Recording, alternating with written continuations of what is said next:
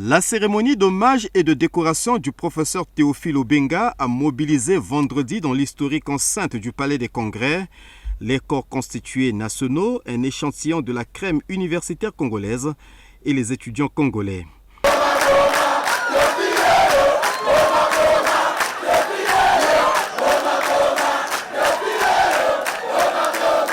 Elle s'est déroulée dans une ambiance tantôt calme, tantôt survoltée en l'honneur du récipiendaire et du président de la République, Denis Sassou Nguesso, dont la présence a rehaussé l'éclat de ces moments mémorables qui inaugurent certainement une ère nouvelle dans les usages officiels au Congo.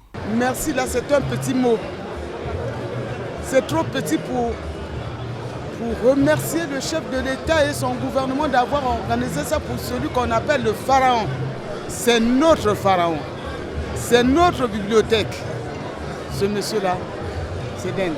Je pense que c'est une première et c'est une joie parce que parfois on estime que les chercheurs congolais ne sont pas assez talentueux ou parfois on se minimise nous-mêmes. Mais là on se rend compte que nous avons un aîné qui a balisé le chemin dans les domaines des lettres, arts et sciences humaines. Ça montre à suffisance une grande reconnaissance, tout d'abord de la part du président de la République et aussi du Congo qui reconnaît son œuvre, parce que très souvent on reconnaît l'homme qu'après sa mort, on rend hommage, mais il a été vraiment très important et très pertinent que cela se fasse de son vivant.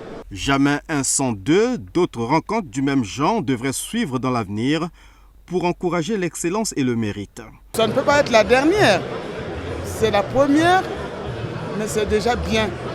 Mais en espérant que le chef de l'État fera toujours pour les hommes des Congolais qui travaillent pour la nation. Il y a des grands noms. C'est vrai que l'aîné qui est décoré aujourd'hui, c'est une reconnaissance nationale, mais il y a aussi d'autres aînés qui méritent aussi d'être reconnus au niveau national. Et nous qui travaillons maintenant, c'est un grand motif de motivation. Ça me donne même des frissons parce que c'est un hommage très vibrant.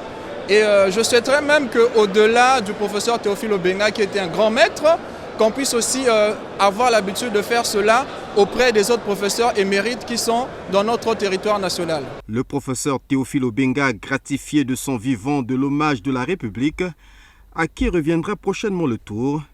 Let's wait and see.